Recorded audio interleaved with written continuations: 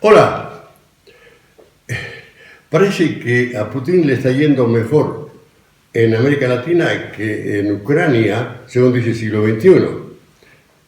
En América Latina tiene batallas ganadas mucho más rápido que en Ucrania, con menos sangre que en Ucrania, con menos muertos que en Ucrania, pero por ejemplo, Putin, mientras masacra a ucranios, bombardea hospitales infantiles y todo eso, ha conseguido que el gobierno boliviano en estos días de guerra, ¿no?, el gobierno boliviano se comprometa a entregarle litio de Bolivia en vista de que Argentina y Chile le dijeron que no, por razones éticas, dicen los gobiernos de esos dos países que también tienen litio.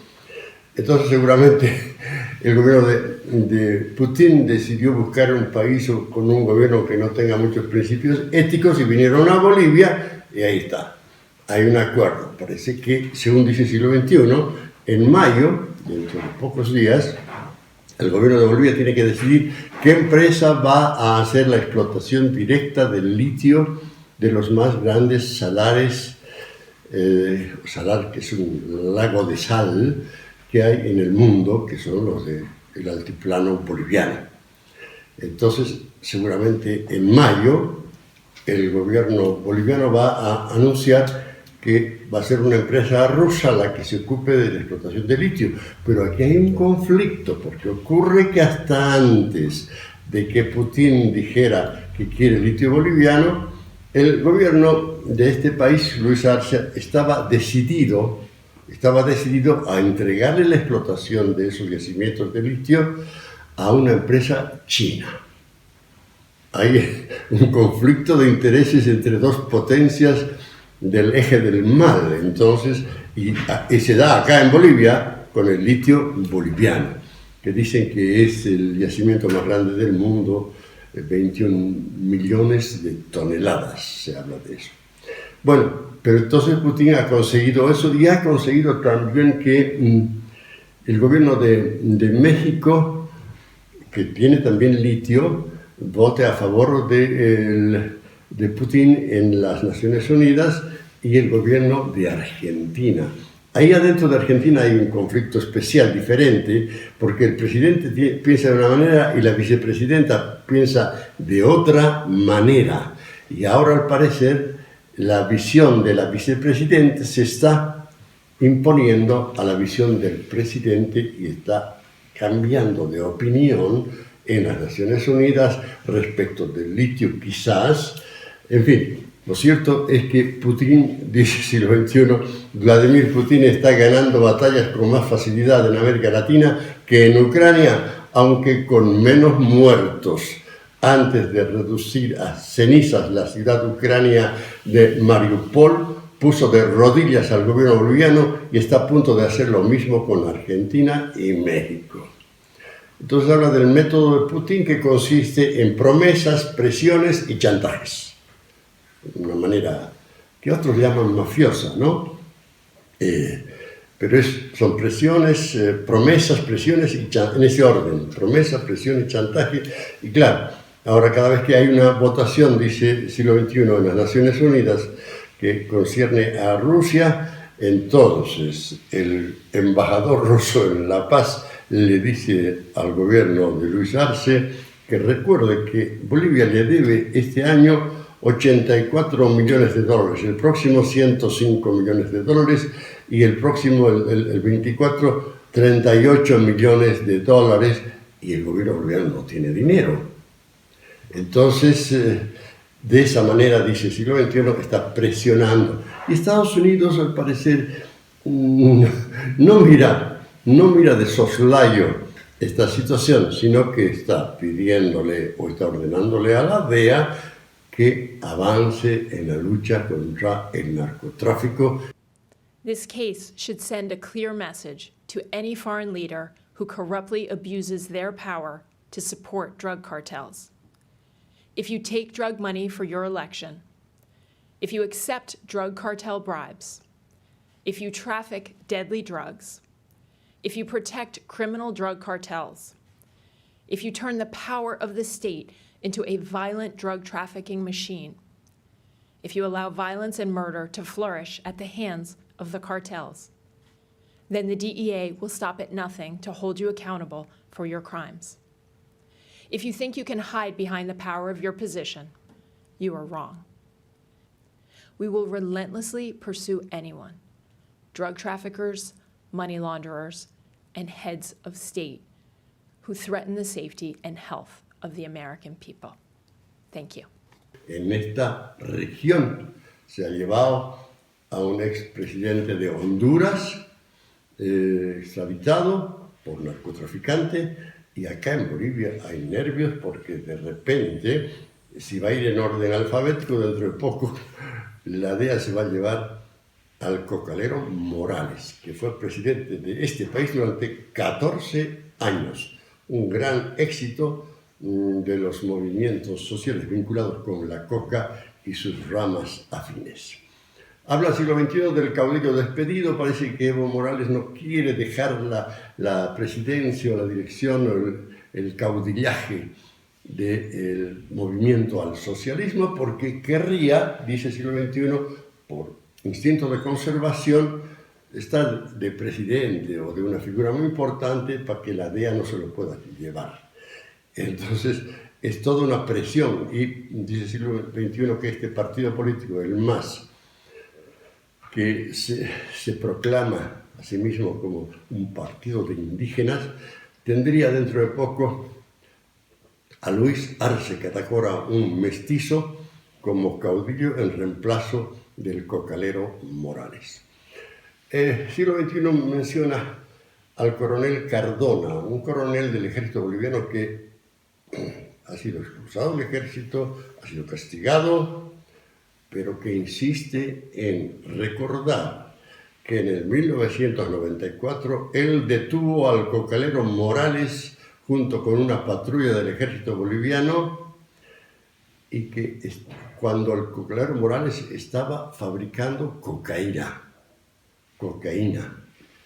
Entonces, en la zona del Boquerón Zamora, en Punta Rieles del Ichilo. Ichilo es un río que queda en el oriente boliviano. Entonces, este coronel Cardona no se calla, repite esas cosas, menciona además los nexos que habría tenido Evo Morales con Hugo Chávez, con Diosdado Cabello para el asunto del cártel de los soles y la llevada de droga desde Bolivia hasta Estados Unidos pasando por Venezuela y Cuba.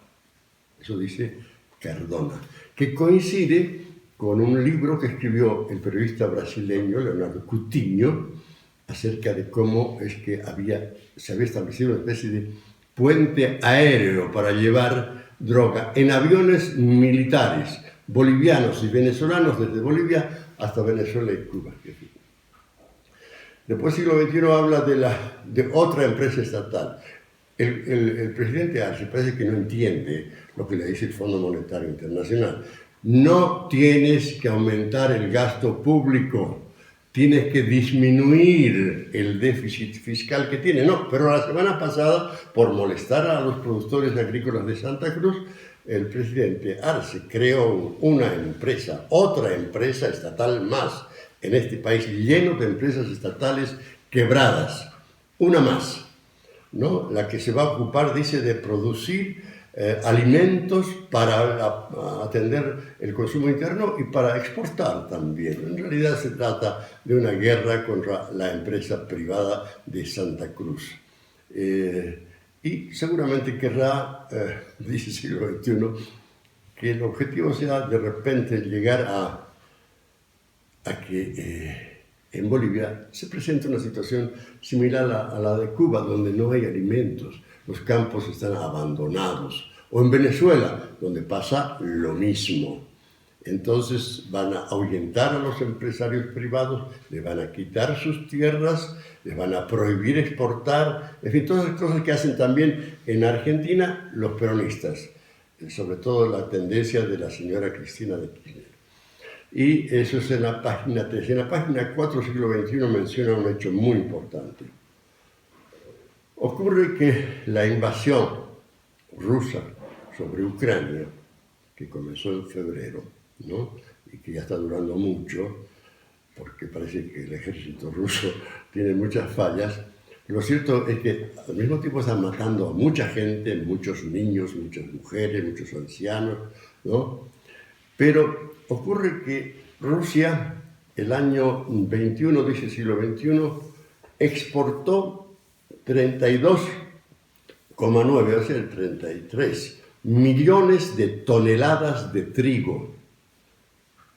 Fue el primer exportador de trigo del mundo. 18% de todas las exportaciones de trigo provinieron de la Rusia de Putin, según datos de la FAO. Y Ucrania es el quinto exportador de trigo del mundo. El año pasado, el 21, había exportado 20 millones. Rusia, 33, Ucrania, 20 millones de toneladas el año pasado. 10% del comercio mundial de trigo. Entonces, antes del conflicto, dice, los suministros de Rusia ya se habían reducido después de que el país impusiera un impuesto a la exportación. Estos izquierdistas, estos comunistas, les tienen odio a las exportaciones, ¿no? Putin, igual que la señora Kirchner en Argentina, igual que Luis Arce en Bolivia, prohíbe las exportaciones, o por lo menos les aplica unos impuestos insalvables. En Argentina, los productores del campo pagan 70% de impuestos. 70%, incluidas las retenciones. Cuando les llegan los dólares, el Estado se queda con 30% de esos, además de los impuestos. En fin, y en Bolivia ya sabemos lo que aplica el gobierno de Arce y aplicaba el cocalero Morales, que es poner en duda la propiedad de la tierra, la propiedad privada de la tierra, avasallar tierras con sus aspirantes a cocaleros, ¿no? Y de esa manera crear una incertidumbre. Y claro, la producción agrícola en Bolivia se ha estancado por culpa de esa política, y ahora el gobierno de Arce dice que va a reemplazarla con una empresa estatal más, que seguramente va a quedar en quiebra. Eso es lo que dice el siglo XXI, entre otras muchas cosas. Te tienes que suscribir, es un buen consejo, para leer todos los detalles de estas informaciones y otras más que están contenidas en las 4 páginas de esta carta informativa semanal que nació en 1988 y se mantiene hasta ahora, dando noticias y dando informaciones sin miedo. Encantado, mucho gusto, ponle like, te suscribes, todo eso para que nos ayudes a seguir haciendo periodismo sin miedo. Chao, hasta luego.